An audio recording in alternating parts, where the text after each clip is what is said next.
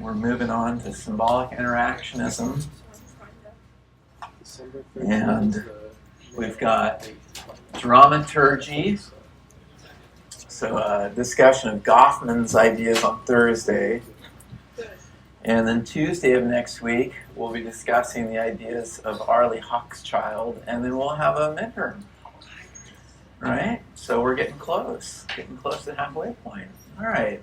So let's start with our discussion here of symbolic interactionism. It's one of these paradigms, schools of thought that I think that you're introduced to. You should be typically introduced to these ideas in an intro class, an introductory to sociology class. And you should have some sense, some vague sense of, say, what conflict theory refers to, functionalism, what functionalism refers to, and symbolic interactionism. So it's one of the three sort of most salient or most popular schools of thought in sociology.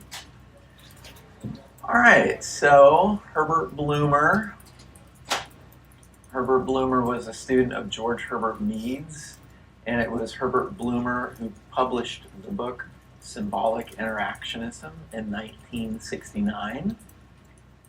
Blumer synthesized the ideas of several scholars to form the paradigm of symbolic interactionism.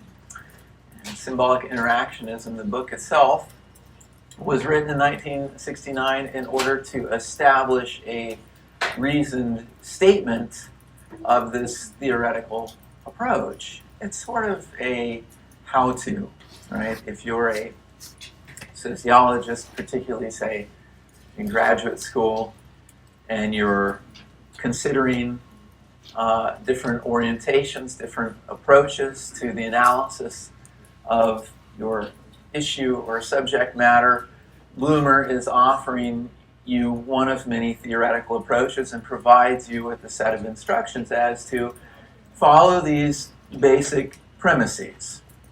And these following premises will inform your analysis and a methodology to a certain extent, but inform your analysis of whatever it is that you're studying.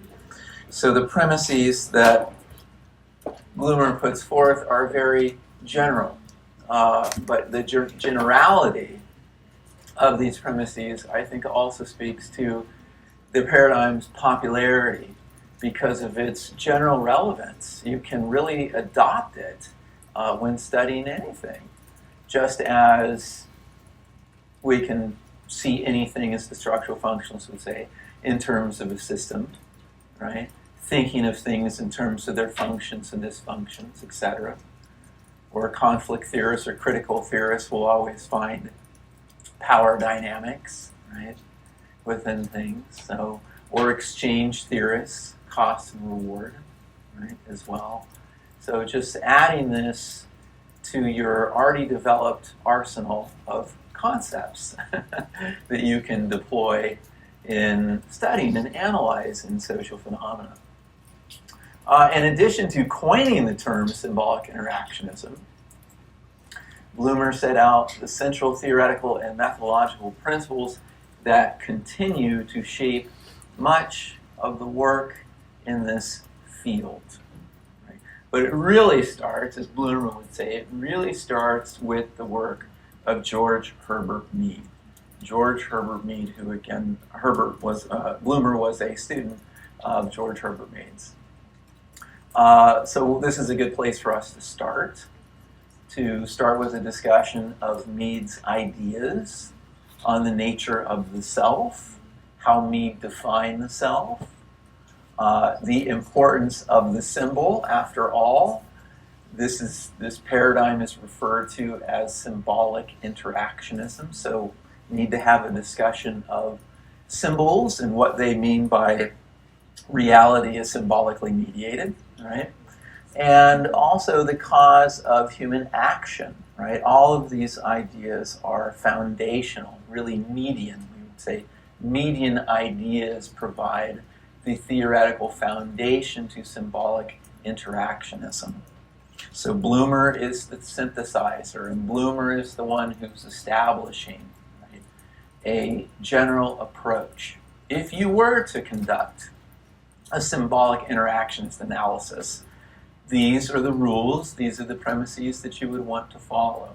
Right? These are some of the basic ideas that you'd want to adopt. So again, just starting with some of these foundational ideas that first surfaced in the work of George Herbert Mead. The self, what is the self? As you'll see, the four symbolic, we have the two ends of the continuum as we move from, say, structure to agency. I mentioned this before. Structure refers to constraint. Right? Structure emphasizes a constraint of others on individual action. Right? The ways, or think of the Frankfurt School theorists. They say that our consciousness and our individuality is conditioned by powerful forces, right? That you have a ruling class or ruling elite that uses, say, popular culture or cultural hegemony to condition the minds and the consciousness of individuals, to the point that Horkheimer and Adorno and Marcuse give up on us.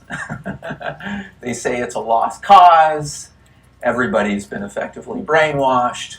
They're manipulated by vested interests, these implanted needs that they spend their lives trying to satisfy, right? That's, in other words, a whole lot of structure.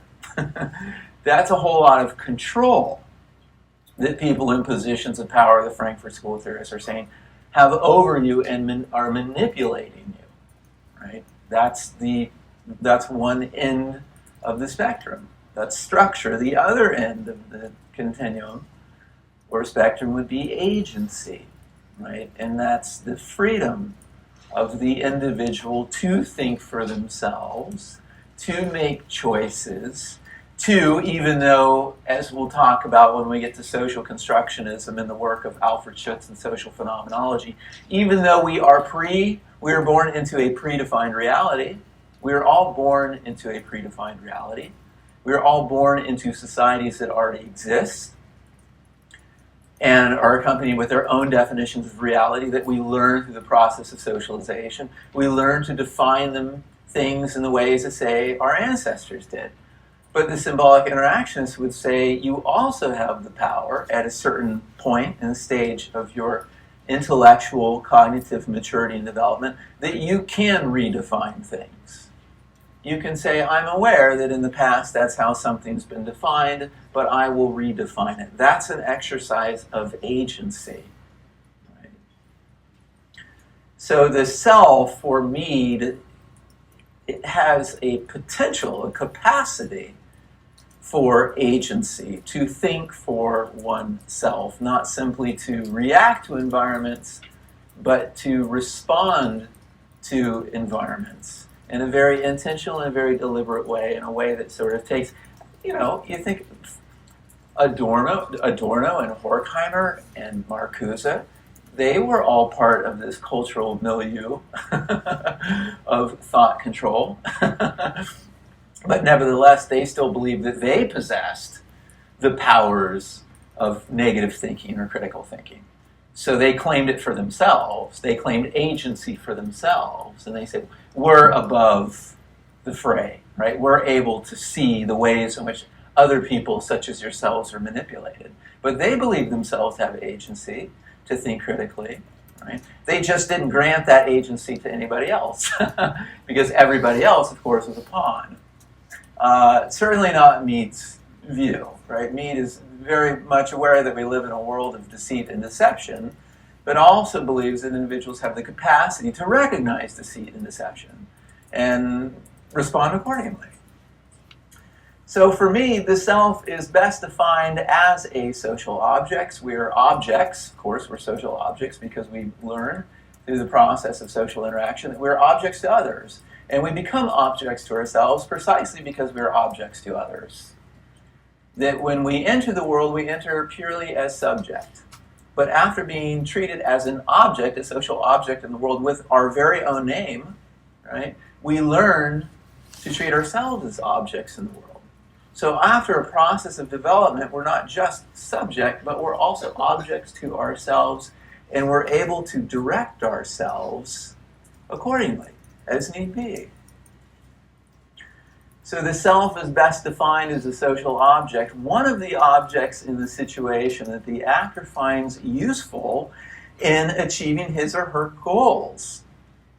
Symbolic interactionists also believe, like functionalists, that human behavior is purposeful.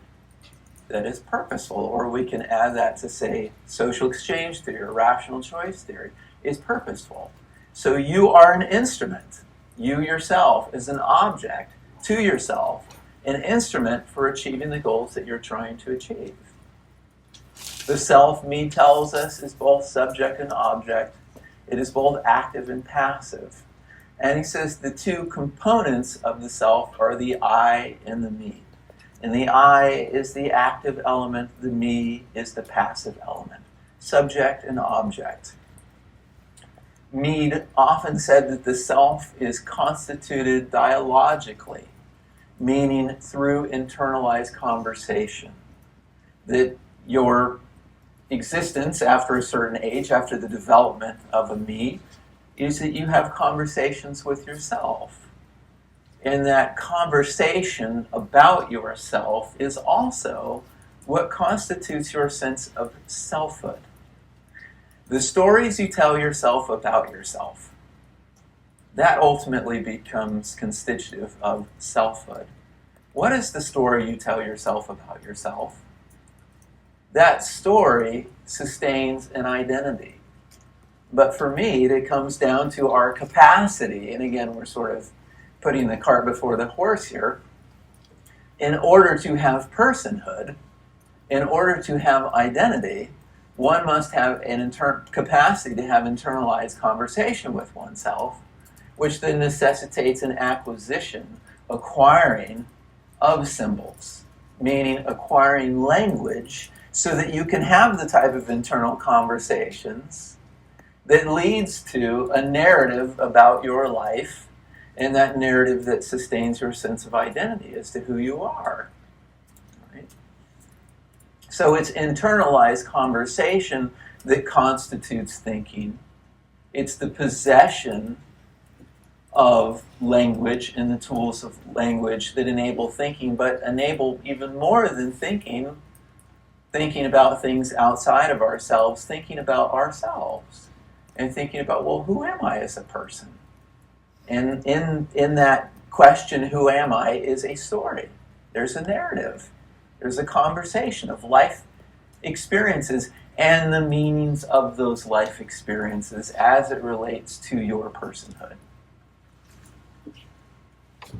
To think, to converse, one must acquire a system of significant symbols. So there are the three stages. I always tell students, look, I understand that Mead's theory of self-development is rudimentary.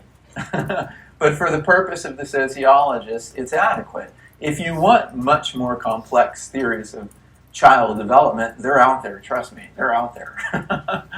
But for Mead, his purposes, his intents had more to do with the significance of that development of self in terms of conveying to others the importance of social interaction for cognitive, intellectual, emotional development, right?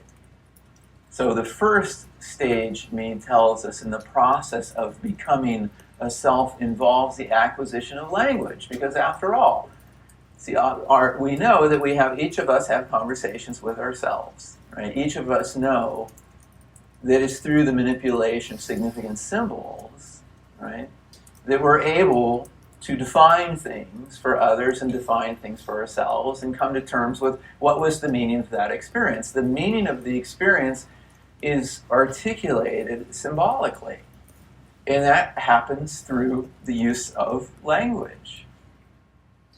Words are symbols whose primary purpose is to define, establish, and to communicate meaning. And to communicate meaning. Human beings live in a symbolically constituted reality. That is to say, objects are known by their meanings. That we never, symbolic interactionists would say, and this is what they mean by symbolically mediated reality. We never interact with anything in and of itself. We interact with the meanings of things. We interact with the meanings of things. So whether you're rooting for the Yankees or rooting for the Dodgers in the World Series, who you're rooting for is symbolically mediated by the meanings of those baseball franchises. Lastly, Mead tells us action is informed by meanings. This is also, we could add to this discussion, and I have a slide in here later, is the work of Max Weber. So I'd say that's Max Weber. Symbolic interactionism sociologically begins with the ideas of Max Weber. Mead comes along as important ideas to Weber's notion of Verstehen. And out of that, we get a reasoned statement of symbolic interactionism, thanks to the work of Blumer, who's synthesizing these ideas and turning it into a sort of research program, if you will. So action is informed by meanings. Mead tells us that behavior is responsive, not purely reactive. It is guided by definitions and interpretations of reality.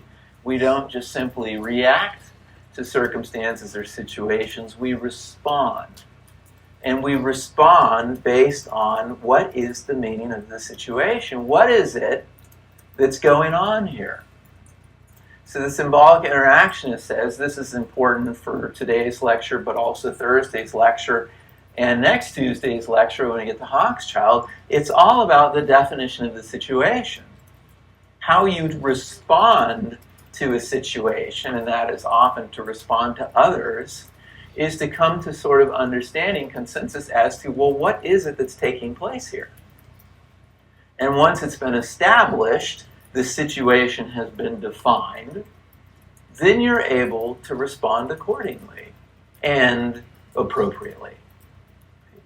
So it's to see that all things in our world are saturated with meaning. And that we're responding to things, the different objects that exist in the world, and the different interactive situations based on what those the meaning of those situations and objects have for us. So think of it between you and the object that you're responding to, the meaning. The meaning is what mediates your response to that thing. You define things differently, you're going to get a different response. The person who responds to gestures, for example, the shaking of a fist, organizes his response on the basis of what the gestures mean to him. What is the meaning of this gesture? What is it? Well, you would have to, the symbolic interactions would say, you would have to take into account other cues, other behavioral cues, other situational information to define the situation as either, champion something champion, say, a sports team or won a series, and so shaking of the fist as in triumph, or is it shaking the fist as in I want to fight you? So you could sort of like if the person's wearing a Dodgers jersey and they're shaking the fist like, we're champions. And then you look at the Mets fan and they're shaking their fist like, he wants to punch you in the face. These are very different gestures, and you have to know what those gestures mean in order to respond appropriately. The Mets fan doesn't want to congratulate you.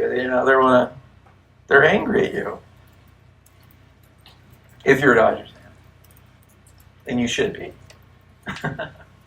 These ideas concerning the self, symbols, significant gestures, meaning interpretation, and joint action are the cornerstones of symbolic interactionism. At the center of symbolic interactionism is Mead's view of the self. And it's the self that is actively creating the conditions to which it responds, meaning you always have to. This is Meadian sociology. This is if you don't agree with this, then you probably don't want to adopt this theoretical orientation when conducting analysis. But the idea is that the individual is always actively, not passively, responding to situations and responding to those situations because of the ways in which they define those situations. So that gives a lot of agency to individuals to, well, maybe they'll go along with the situation. Maybe they'll go along with the definition of the situation according to a group. But there is always the possibility in which that individual responds differently because of a different definition of the situation. And says, okay, you may think that that's what's going on here, but I think this is what's going on here. That you're going to redefine that situation and respond differently. That's always available to us. That's always an option for individuals to redefine situations or to accept the pre-existing definition of the situation and go along. But the potential of redefinition means that this is one of those schools of thought that emphasizes agency. Right? And again, the foil to this is Frankfurt School theorists, right? It's just this, you're all brainwashed. You've all been brainwashed. You've all been conditioned. It's all reflex. It's all echo, et cetera, et cetera. There's no potential, they're telling us, for redefinition. There's no potential to say, wait a minute, I'm being duped here. I'm being deceived. I'm going to respond differently based on a redefinition of the situation. You don't hear that very much with the Frankfurt School theorists, right? But that's what makes Frankfurt School theory and the critical theorists different than symbolic interactionists. All right, let's start with our three simple premises, and they are simple premises, but they're elemental. They're elemental, meaning they're foundational, they're critical, right? And so we'll get through these three simple premises, and then we'll get to some of the root images, as Bloomer calls them, some root images, and that is really sufficient for knowing what there is to know about symbolic interactionism, at least for this class, right? Okay, so our first of three simple premises is the following. The first premise. The first premise is that human beings act towards things on the basis that the meanings have for them. Again, all reality is symbolically mediated. Weber would certainly say this, right? This was part of the Protestant ethic in the spirit of capitalism. What does labor mean?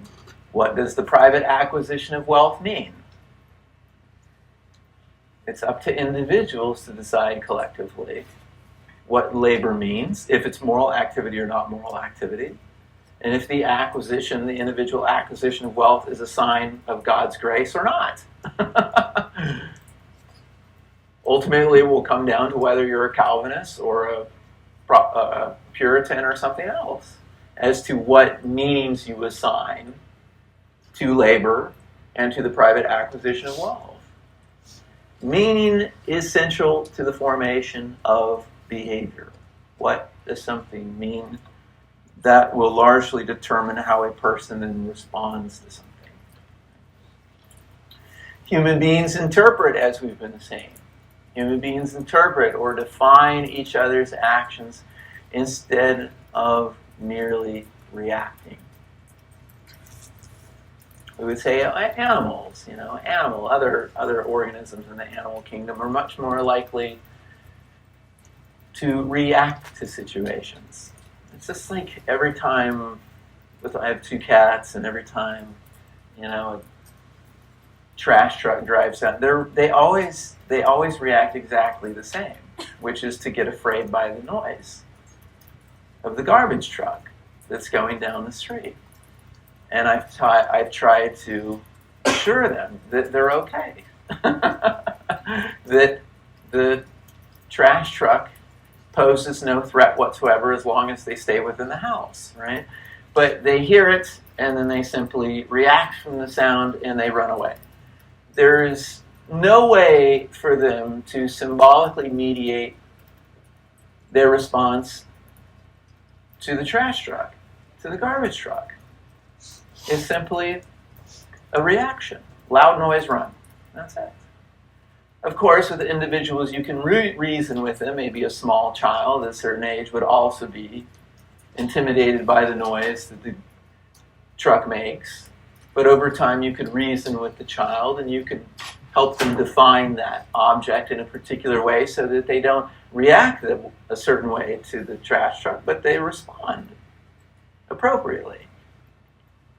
Responses are based on the meanings that are attached to such actions. So the first thing is the definition of what it is. By defining it, we're giving it a meaning. And by giving it a meaning, we're conditioning our response to it. It's just the weirdest thing sometimes where people talk about words as if they have intrinsic meaning. Sounds, words are given meaning, and the meanings of words change over time. And they change over time precisely because of a process of redefinition. Right? There is no word that has any intrinsic meaning in any way. There is no sound that has any intrinsic meaning. What that sound is, what that word means, is something that we give it. We give it meaning. Thus, human interaction is mediated by the use of symbols, by interpretation, by meaning. So we're always interpreting before we respond. The act of interpretation is the act of definition. It's the act of giving meaning and responding accordingly. It's what I love about reading the news. And you just can go to different news organizations and you get their interpretation of the same event. It's fascinating. It's the same event interpreted 100 different ways. Or maybe 100, not 100 different ways, but maybe 3 to 5 different ways. Right? It's the same event. If there was intrinsic meaning to the event, we would not have variation in the interpretation of the meaning of the event. We would just simply have the meaning of the event. But we have many meanings of the event precisely because there are many interpretations of the event. What does that event mean to you?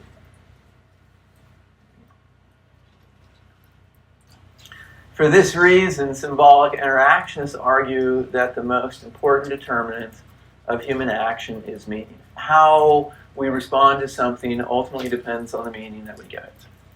Right? And this comes straight from Max Weber in The Protestant Ethic and the Spirit of Capitalism. His thesis, in a sentence or two, is the following. There were gradual yet profound changes in the meaning of labor. Martin Luther comes along and says, hey, you know what? I think labor is more than just labor. I think labor is moral activity. Imbuing labor with religious significance, suddenly working in one's calling becomes a way of conveying to oneself, to the community, to God, one's piety, one's devotion as a Christian. Labor becomes moral activity. That is a change in the meaning of labor. Labor does not intrinsically have to be moral activity. But for Luther, for Calvin, for Baxter, they define labor as such. Work is moral activity. It's, they would say, one of the best ways in which you can serve God is through your work, in your station, in your calling. Again, there's nothing axiomatic about that. There is nothing, of course, about that. But that's the power that human beings have to collectively define things in a particular way and say, well, that labor is moral activity. And also, there were definitions, redefinitions of the private acquisition of wealth that occurred with Calvin and carried on with Baxter. Of course, you had Martin Luther that said, let the godless pursue wealth. So the idea for Martin Luther is the pursuit of the wealth is for those that are ill-intentioned. That changes with John Calvin. That changes with Richard Baxter. And suddenly, the private acquisition of wealth becomes interpreted as, defined as a sign of election. It becomes interpreted as a sign of God's grace. Very different from Martin Luther's definition of wealth, which for Martin Luther, again, wealth, the possession of wealth was for the godless. Not for Calvin, not for Baxter. That's because of redefinitions of the meaning of wealth. These two things in tandem provided the ethical foundation for the striving for gain that later led to the spirit of capitalism. But the entire thesis, is one of look at the ways in which labor and private acquisition of wealth, the meaning of these things has changed over time. It's really that simple. It's just a very complex analysis that spans the course of 400 years, but there are gradual changes to these things that led to the emergence of the spirit of capitalism. That's it, right? Just as, how is it that we got so many pot shops there? So many dispensaries? People's attitudes towards marijuana changed. Gradually, because of life experience, exposure to the narcotic, they changed their attitudes about the dangers and the risks of marijuana. Consequently, there were enough interests involved to, say, get legislation to change the old legislation and to provide business permits for the distribution and sale of marijuana. And why did it all happen? Because attitudes changed. And why did attitudes change? Because meanings changed. There you go. That's it. You can explain a lot of social change simply by looking at the ways in which attitudes change over time. Right? Now, what you want to do is get to, now, why did those attitudes change over time? What were the life experiences that led to changes in attitude? Or what Howard Becker calls moral entrepreneurs. Usually at the center of any major change towards something, there's a moral entrepreneur. So going back to Weber's thesis of the Protestant ethic and the spirit of capitalism, how is it that labor and private acquisition of wealth changed in terms of its meaning? Well, you want to look at the moral entrepreneurs, Martin Luther, John Calvin, Richard Baxter, that led to the transformation of those meanings. There's always going to be a person or a group that is exercising its agency to see that the meaning of something changes over time. There's always going to be human beings acting, active agents, transforming the meanings of things that can then lead to social movements. Right? Another individual here, a close cousin, is an anthropologist, Clifford Geertz, who wrote in The Interpretations of Culture in 1973, believing with Max Weber that man is an animal suspended in webs of significance he himself has spun. I take culture to be those webs, and the analysis of it to be therefore not an experimental science in search of law, but an interpretive one in search of meaning. So Clifford Geertz is saying that his own program, his own approach to the study of culture is to interpret what are the meanings that mediate the actions and interactions and activities of those individuals that you're studying. Whether you're studying populations that are native or populations that are foreign. He's saying it's getting at the meanings. The sense that people make of situations, right? Or just in the way that, this is often conversation that comes up during the time of the World Series is you have people who like sports and you have people that don't like sports. You have people that like baseball and people that don't like baseball. They have different meanings that they assign to those activities. And it's those meanings that will determine whether they take time to watch the game or not watch the game. I'll be watching the game, my wife will be a target. Because we have very different meanings that we associate to baseball franchises. The second premise is that the meaning of such things is derived from or arises out of the social interaction that one has with one's fellows. Right? It's kind of a long-winded way of saying we make up the meanings of things. We make them up. And we make them up jointly in interaction with one another. So prior to this interpretation of the source of meaning, say here are traditional, or some might say, I believe this was in the reading, obsolete accounts of meaning. I don't know sort of how obsolete they are, but maybe obsolete for us as sociologists. One take is that meaning is intrinsic to the thing itself. And number two, meaning is an expression of psychological elements. That there's something about the thing itself. Say active killing, right? Then we talk about this in deviance class. The symbolic interactions, or the person who takes the approach of the social construction of deviance would say, the meaning of even homicide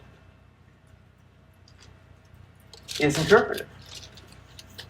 What the act of killing means depends on who's being killed, the context in which the killing is happening, the reason for the killing is happening. That not all killings are treated as immoral. Certainly in a context of war. There can be rewards. There can be acknowledgments of one's courage and one's sacrifice on the battlefield in the process of taking the life of enemy combatants. In that case, there's nothing intrinsic about the meaning of taking the life of an enemy combatant, right? Or more generally, homicide, right? It's to be determined by the context. It's to be determined by, well, what is the definition of the situation? What are we doing here? Meaning is an expression of psychological elements. The idea would be that it's sort of in our head, right? That it's in our mind. And simply the meanings that we arrive to are simply the meanings that are there, say, genetically in the mind. And Mead and Bloomer and others were quite dismissive of these two traditional approaches to the sources of meaning. And they would say ultimately, as Howard Becker argued, if you've taken a sociology of deviance course, right, it is, what is it that leads people to engage in acts of deviance? Well, they learn to redefine that act of deviance in less deviant ways. Symbolic interactionism views meaning as having a different source. It arises in the process of interaction between people. So there have been several occasions in which I've watched a movie and I have my own sort of understanding of the movie, and I come to my own and I think, well, I'm not so convinced of the merits of this movie, and then I have a conversation with somebody that has a very different view of the movie and believes the movie has its merits and its strengths, and then we have a conversation, and that conversation influences my perception of that movie, and I go, oh, that's a really good point. I didn't think about that. Maybe you're right. Maybe that movie is actually better than I thought it was, or maybe it's better than I'm giving it credit for. Maybe I need to watch it again, and the next time I watch it, I'm going to keep in mind the things that you just told me about the movie. And then after the movie's over, I've changed my assessment, my evaluation, my judgment of the movie, precisely because new meanings were transmitted to me in the course of interaction, which then I was able to reappreciate, or to appreciate for the first time, aspects of the movie. That's process of interaction. Or Howard Becker's becoming a marijuana user. How do people become marijuana users? How do people become users of marijuana for pleasure? You learn to. You learn to through social interaction. And there's this whole part of the article where it says, what about those individuals that have a really traumatic experience with marijuana and they get paranoid and scared and all? But then later, why is it later they found a way to use marijuana for pleasure? Because he finds out they were coached. They were coached by somebody that helped them get over those fears and those anxieties and find pleasure in using the narcotic. A new meaning about the experience emerged out of a process of interaction between two or more people.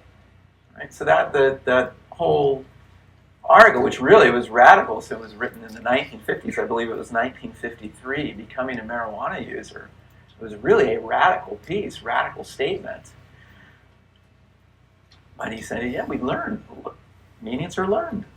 Meanings are seen as social products, as creations that are formed in and through the defining activities of people as they interact. Meanings can become negotiated. Arriving, as Parsons would say, that's part of the process, or even Habermas, our second generation Frankfurt School of theorists would say, well, in order to come to a consensus, we have to be open to negotiation. We have to be open to compromises. Maybe, say, making compromises in terms of what something means. Further, an object's meaning for a person depends on what the person might do with the object. The meaning of something, and they're taking from the next slide, provide a few more details. They're borrowing here Bloomer, as did Mead, borrow from the American pragmatists, which is a distinctly American school of philosophy, pragmatism. But it's the pragmatists that argued the following: the meaning of something lies in its practical utility. The truth is ultimately a function of its usefulness. Is it a good car? What's the truth of the car? What's the truth of the reliability of the car? Is the car a good car?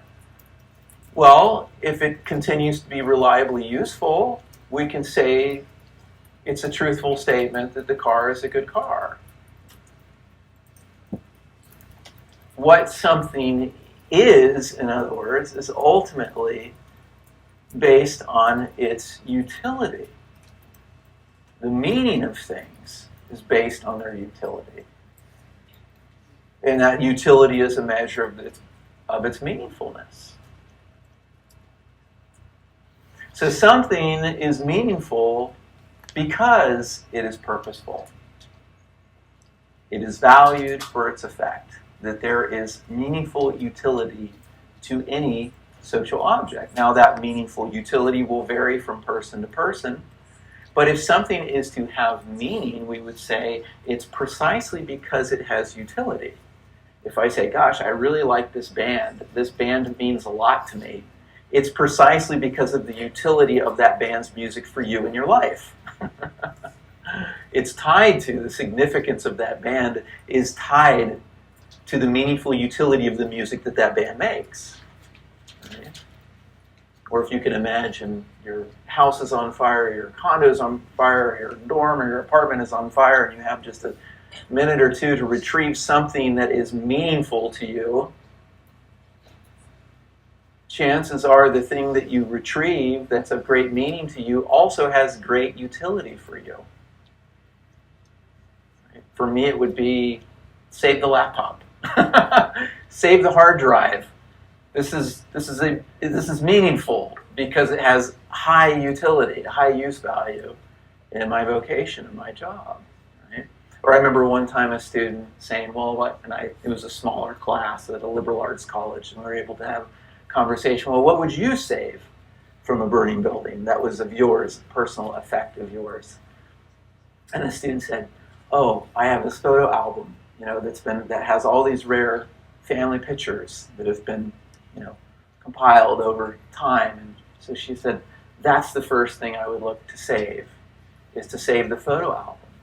Again, photo albums are treasured and are meaningful precisely because of their utility. The emotional effect that exposure to those pictures have on you, and as a way of building solidarity between members of family members, sharing, distributing photos, and look at this picture and how that can bring people closer together. There is meaningful utility to photo albums.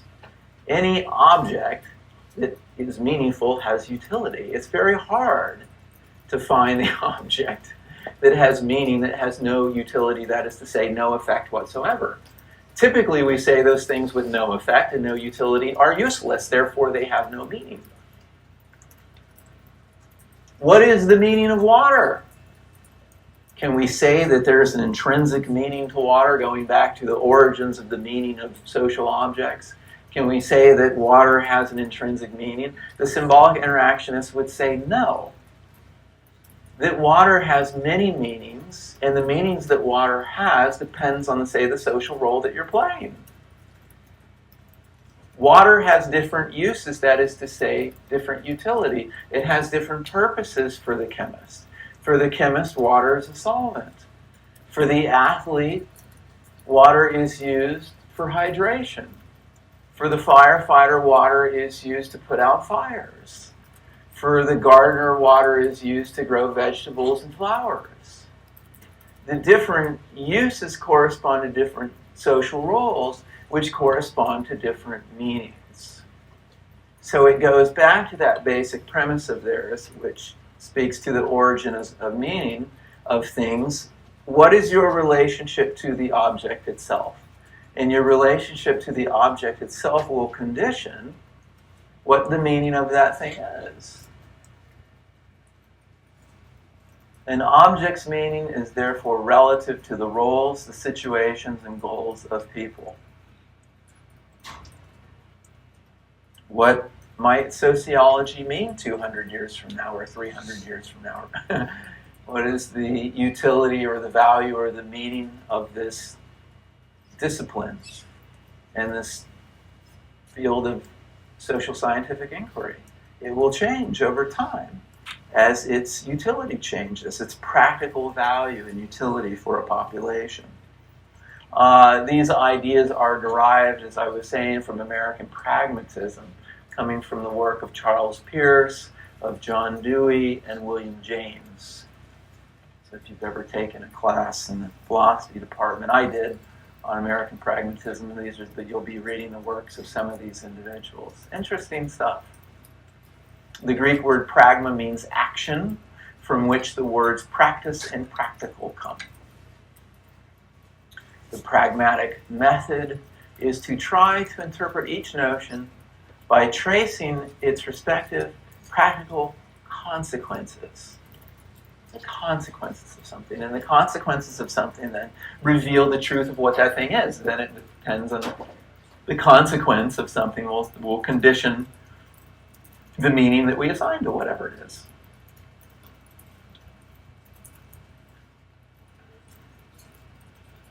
Okay, and our last premise here. Third, symbolic interactionism holds that individuals do not merely apply already established meanings. Right? To do so, and this is Bloomer pushing back, he would say, against the Parsonian idea of just socialization. Perfect socialization would mean that the socialized agent mirrors the source of socialization, right? Or rather, the target of socialization mirrors the agent of socialization. A rather mechanical process. Obviously, it's much more messy than that. And it's messier than that precisely because individuals at a certain stage in cognitive development can define things for themselves, and they can resist, say, the imposition of meaning. And they can say, I understand that's how you define it, but my experience is at odds with that definition. Here's how I interpret it, right? Here's what it means to me. So meanings play their part in action through a process of self-interaction.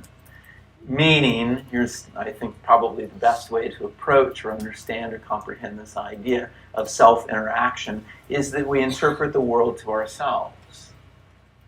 We interpret the world to ourselves. We can certainly source interpretations from others, and the interpretations of others will condition how we see things. But we do have the power as individuals to come to some determination of our own as to what is the meaning of something. We interpret the world to ourselves, and then out of this interpretation, we devise appropriate lines of responsive conduct. Not reacting, but responding. It's an important point, I think, to make. I'm reminded of a friend of mine who would say, you don't just react to situations, but you can choose how to, or maybe how he would approach this, preface this is, although no individual controls all situations, we can control how we respond to situations. Right? There are certainly things beyond our field or our domain of agency, but what is always within our own domain of agency is how we respond to a situation. So you can say, I can't control this situation. There's a situation here that it goes beyond my agency or my control, but nevertheless, how I respond to the situation is within my control. And then that sort of thinking is why we hold individuals accountable for their actions. Because all sorts of people, and there's been plenty of experiments to prove this, they're exposed to the same situation, the power of the situation, but not all of the individuals respond the same. You know, even Zimbardo's study of Stanford prison experiment.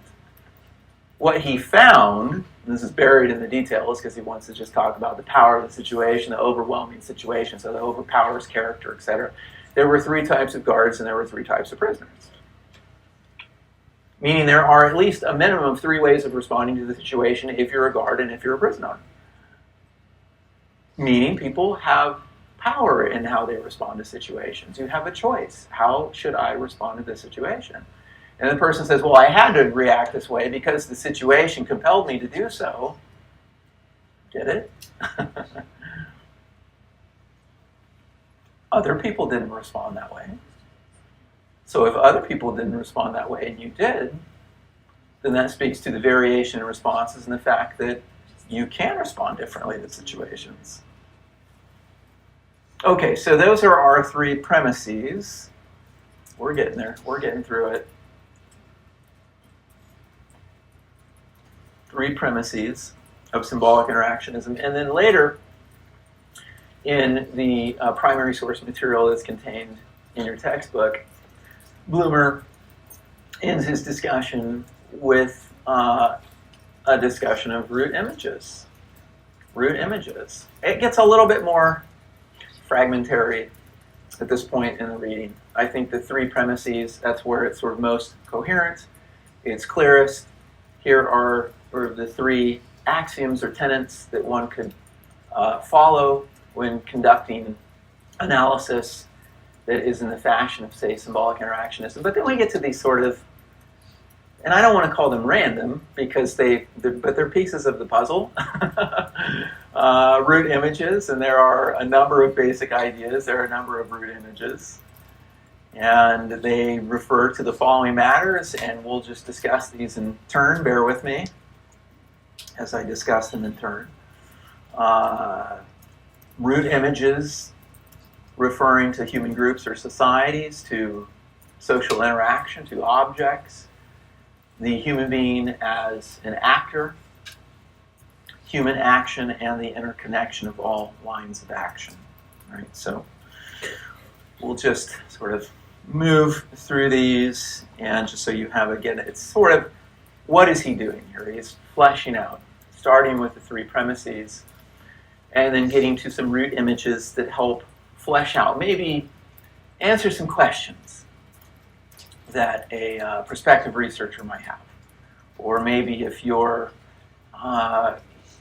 ensconced in another theoretical tradition, maybe you have questions regarding these things as a sociologist.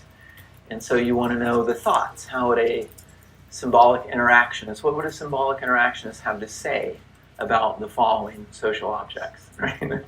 So that's what this part of the reading refers to. The nature of human society or human group life. Human groups are seen as consisting of human beings who are engaging in action.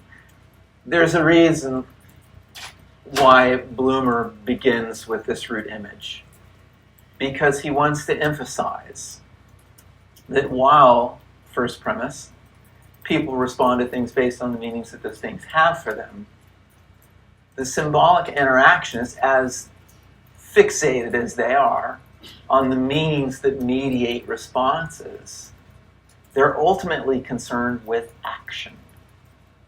Action. There's a reason why we call sociology a behavioral science. A behavioral science, meaning we're interested in the causes of human behavior. A cognitive science is a science that's interested in human cognition. But sociologists want to know, why do people do what they do? Why do people act as they act? Why do they conduct themselves and behave the way they do? It's all in service of, then. Symbolic interactionism as a school of thought is in service of better understanding action. But we never want to get, in other words, caught up in meanings for the sake of meanings. That it's all meanings, as Weber would say, meanings are instrumental in explaining action. So we have to stay focused on what is the action that we're attempting to understand. What is the action that we're attempting to explain? Right? It's not just a study of meanings for the sake of studying meanings, but we study meanings to arrive at explanations of human behavior. That's what's real. That's what's real, right? Social psychologists pay great attention to attitudes, but they do that because attitudes are what inform action. If attitudes didn't inform action, if ideas, if values, if beliefs had no behavioral output, I don't think anyone would care too much about them. But it's precisely the belief that that's what's driving. That attitudes, the meanings are driving action, but we got to focus on action, right? Society exists in action. Culture is clearly derived from what people do. Social structure from how people act toward each other. Human action, the symbolic interaction says, is purposeful. It's shared meanings that enable the coordination and the organization of action to accomplish individual and collective goals. Back to the importance of consensus. This is the third or fourth time we've talked about consensus as an important aspect of, say, a school of thought, right? Starting with Parsons, and then for Habermas, and for symbolic interactions. A negotiated consensus of meanings makes possible cooperative action and goal attainment. You know, it's a challenging thing to put together a winning franchise if you've got athletes that just don't want to win. And they don't want to do everything that they should do in order to put themselves in the best position to win. Right? You have to have those individuals committed to the outcome of winning in order to get close to achieving that goal. The nature of social interaction. This is another root image. The italicized terms are the root images. The activities of the members of society occur predominantly in response to one another. Response to one another. Social interaction is a process that forms human conduct. The activities of others enter as positive factors in the formation of their own conduct. So when we say a person, when the first premise, we act towards things based on the means that those things have for us, factoring into those things is individuals and the responses of others. That communal living means that we spend the vast majority of our life responding to others. Especially as more and more of economic activity, 80% of economic activity, that is to say, producers work in the service economy. Right? It's your job to respond to the concerns of your clientele, of customers. You're being paid to respond in a way that your employer believes to be of efficiency and utility and professionalism. Right? The actions of others have to be taken into account. The here and the now. The here and the now. What must individuals respond to? They must respond to those individuals that expect them to respond.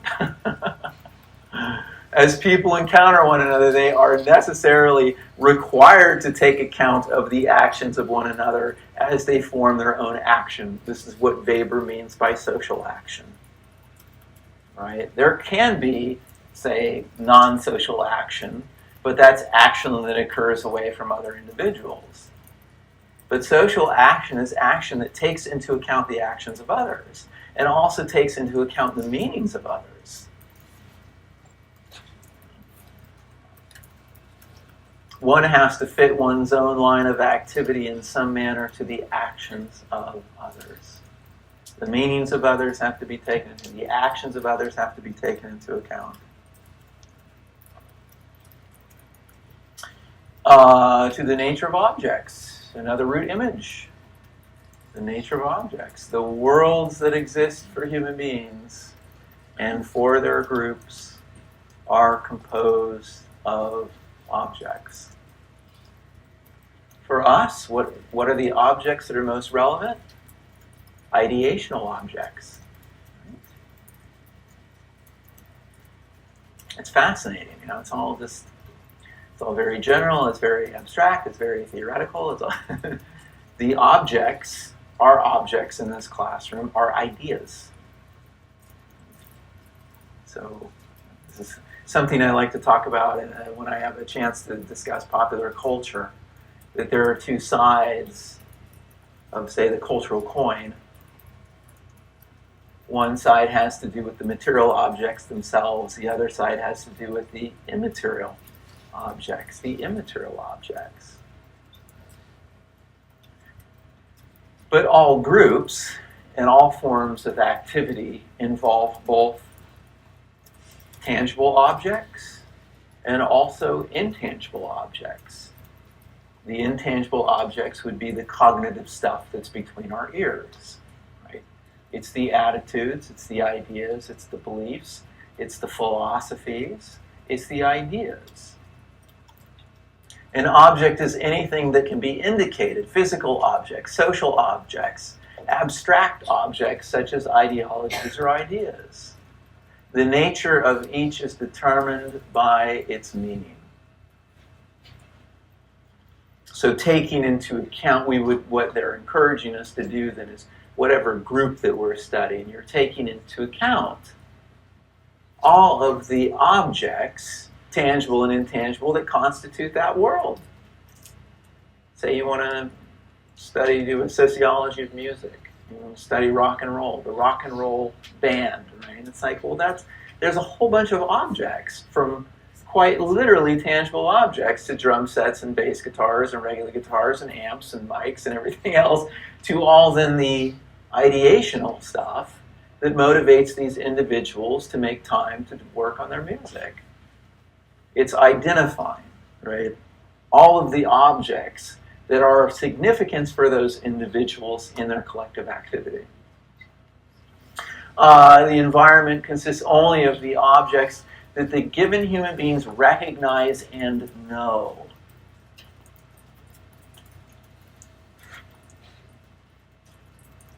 So you could say, well, all groups are ignorant of other objects and other objects that may be of significance, right? But they're not of significance for them. So what are the objects? What are the social objects, the physical objects, the ideational objects that are of significance for the population that you're studying?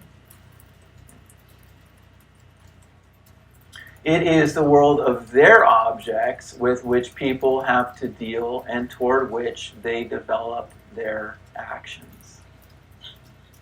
These objects are created, these objects are affirmed and transformed. Right? Always, as Marx would say, the defining characteristic of the species is our productive power.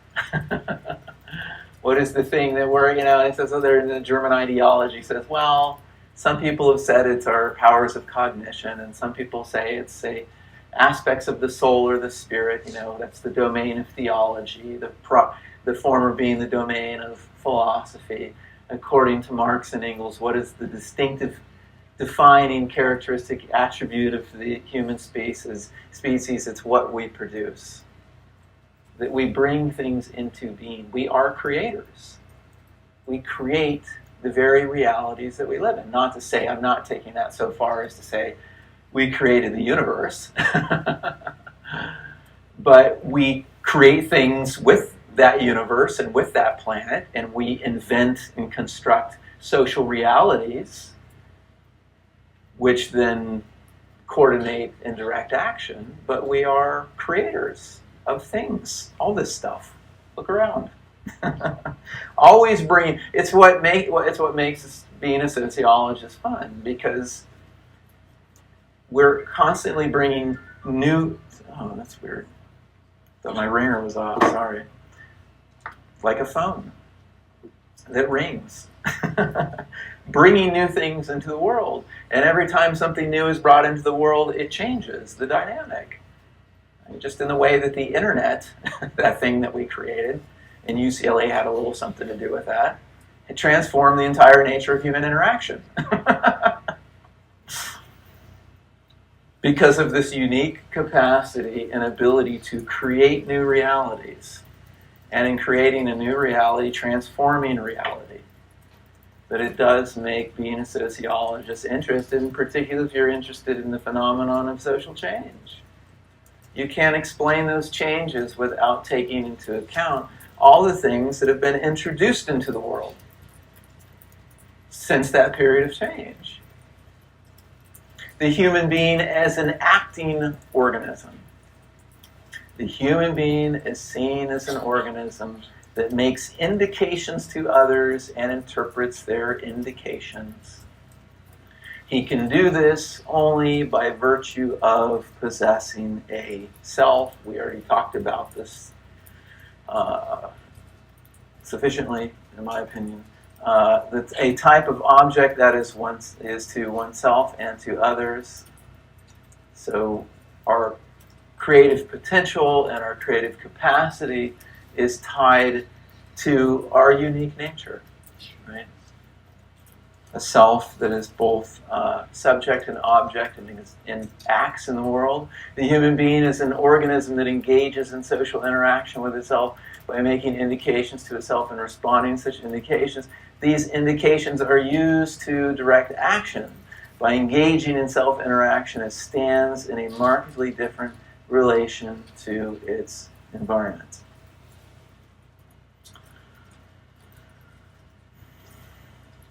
What is the nature of human action? The human individual confronts a world that he must interpret in order to act.